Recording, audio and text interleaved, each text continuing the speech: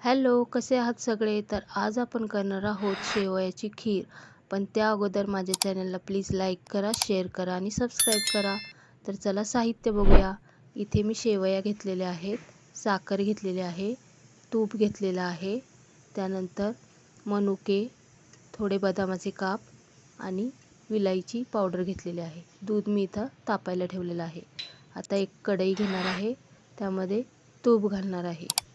1 चमचाच तूप मी घेतलेला आहे. आता यामध्ये आपण शेवया ॲड करणार आहोत. या मी पॅकेटच्या शेवया यूज केलेल्या आहेत. आता थोडेसे आपण लालसर होईपर्यंत परतून घेणार आहोत.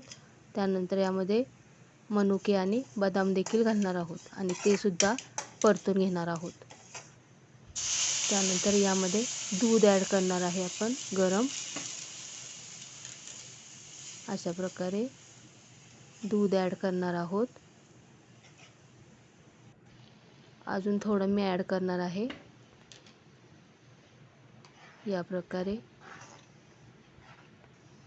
त्यानंतर साखर मी 3 चमचे घातलेले आहे. तुम्ही तुमच्या टेस्टच्या अकॉर्डिंग कमी जास्त करू शकता. पुन्हा एकदा व्यवस्थितरित्या मिक्स करून घेणार आहे. यानंतर आता यामध्ये अर्धा चमचा विलायची पावडर घालणार आहे आणि पुन्हा एकदा व्यवस्थितरित्या मिक्स करून घेणार आहे.